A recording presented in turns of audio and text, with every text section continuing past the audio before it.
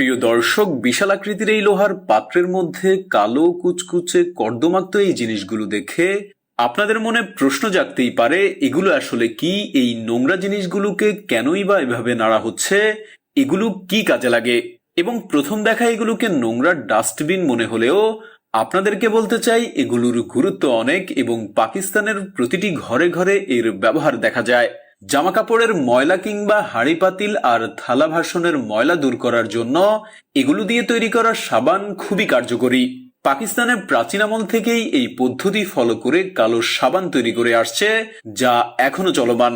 তবে এই অরিজিনাল কালো সাবান থেকেও ভিন্ন ভিন্ন সাবান তৈরি করা হয়ে থাকে, আর সেগুলো ব্যবহারে পিম্পল দূর করে, ত্বকের উজ্জ্বলতা বৃদ্ধি করে, অনবরত পিম্পল ওঠা বন্ধ করে এবং ব্রণের দাগ দূর করে, রোদে পোড়া দাগ দূর করে, মেস্তার দাগ দূর করে, ত্বকের যে কোনো দাগ হালকা করে, স্কিনের তৈলাক্ত ভাব দূর করে, ফ্রেশ ডিপ ক্লিনজিং করে এবং এটি ত্বককে রুক্ষ করবে না, বরং সফট করবে। নিয়মিত ব্যবহারে স্কিন হবে পিম্পল ফ্রি, স্মুথ ও ন্যাচারালি গ্লোয়িং। প্রিয় দর্শক, আজকে আপনাদেরকে পাকিস্তানের সবচেয়ে ফেমাস কালো সাবান তৈরি করার প্রক্রিয়াটা দেখাবো। এই ফেমাস কালো সাবান তৈরি করার জন্য প্রথমে নিতে হবে কাস্টিক সোডা। তারপর এই কাস্টিক সোডাগুলোকে নিয়ে একটা লোহার বিশাল আকৃতির পাত্রে ঢালা হচ্ছে। আর এই যে কালো জিনিসগুলো দেখতে পাচ্ছেন, এগুলো হচ্ছে ভ্যানোলা অয়েল। মূলত তুলার বিচি থেকে তেল নিষ্কাশনের পর উচ্ছিষ্ট ময়লা যে জিনিসগুলো থাকে, সেগুলো হচ্ছে এই কালো কুচকুচে জিনিসগুলো। এই ভ্যানোলা অয়েলগুলোকে কাস্টিক সোডা যে পাত্রে আছে সেখানে নিয়ে ঢালা হচ্ছে। প্রিয় দর্শক, এই বিশাল আকৃতির লোহার পাত্রের নিচে কিন্তু একটা আস্ত চুলা বসানো আছে। এবার এই কাস্টিক সোডা আর ভ্যানোলা অয়েলগুলোকে 12 ঘন্টা ধরে এই বিশাল আকৃতির পাত্রে রান্না করা হবে। চুলায় আগুন ধরিয়ে দেওয়ার জন্য বড় বড় কাঠের শুকনো গন্ডিগুলোকে নিয়ে আসা হচ্ছে। এটার নিচে এত বড় আকৃতির চুলা আছে যে আপনি চাইলে বসে বসে চুলার ভেতর লাকড়ি বসিয়ে দিতে পারবেন।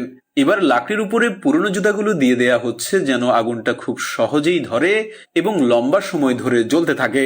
চুলায় আগুন ধরিয়ে দেওয়ার পর এগুলোকে 12 ঘন্টা ধরে রান্না করতে হবে এবং তারপর আরো 12 ঘন্টা ধরে এগুলোকে ঠান্ডা করার জন্য রেখে দিতে হয়। প্রিয় দর্শক, এরকম এক একটা পাত্রে প্রায় 200 মনের মতো সাবানের ইনগ্রিডিয়েন্টস রান্না করা হয়।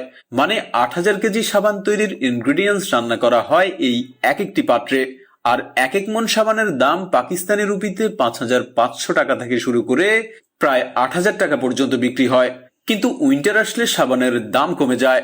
তারপর এই কাস্টিক সোডা আর ভ্যানোলা অয়েলগুলোকে ভালোভাবে নেড়ে দেয়া হচ্ছে। তবে এই বিশাল আকৃতির পাত্রে এত বেশি পরিমাণে ইনগ্রিডিয়েন্টস মিক্স করা আসলেই অনেক কঠিন কাজ। প্রিয় দর্শক, আপনারা দেখতে পাচ্ছেন এখানে কিছু সাবানের ইনগ্রিডিয়েন্টসকে তুলে খোলা মাঠের মধ্যে নিয়ে শুকাতে দেওয়া হচ্ছে। এর কারণ হচ্ছে শীতকালে মূলত এই কালো সাবানগুলো কম বিক্রি হয়ে থাকে, তাই এগুলোকে উঠিয়ে এভাবে শুকিয়ে রাখা হচ্ছে। আর গরম আসলে তখন এগুলোকে আবার গরম করে নিয়ে সাবান তৈরি করা হবে। আর এদিকে আপনারা দেখতে পাচ্ছেন ইতিমধ্যেই সাবানের ইনগ্রিডিয়েন্টস গুলো পাকানো হয়ে গেছে, কিন্তু উপরে একেবারে জমে থাকা এগুলোকে উঠিয়ে অন্য একটা ভেজেলে দিয়ে দেওয়া হচ্ছে। আর নিচে যে লিকুইডটা দেখা যাচ্ছে, ওগুলোই মূলত ছোট ছোট ডাইসের মধ্যে বসিয়ে সাবান তৈরি করা হবে। এবার এখানে কিছু ডাইস এনে রাখা হচ্ছে। এই এক একটা ডাইসের মধ্যে প্রায় 100 কেজির মতো সাবানের লিকুইড বসবে।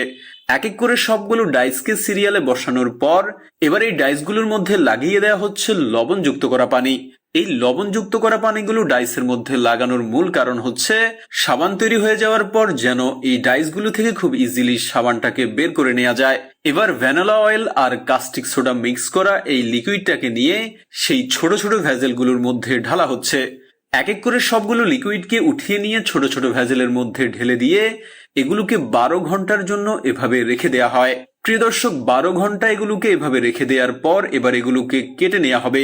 এরকম এক এক পিসের মধ্যে 100 কেজি সাবান আছে। তারপর এগুলোকে একটা কাটার যন্ত্রের সাহায্যে সুন্দর করে 4 পিস করে কেটে নেওয়া হচ্ছে। এই সাবানগুলোকে মূলত এভাবেই স্টোর করা হয় এবং সাপ্লাই দেয়া হয়। প্রিয় দর্শক, আপনাদেরকে আগেই বলেছি যে জামা কাপড় কিংবা হাঁড়ি পাতিল থালা বাসন থেকে কঠিন দাগ দূর করার জন্য এই কালো সাবান খুবই কার্যকরী। এবং এই অরিজিনাল কালো সাবান থেকে আরো বিভিন্ন ধরনের তৈরি করা সাবান প্রসাধনী কিংবা ত্বকের দাগ ও ব্রণ দূর করতেও সাহায্য করে।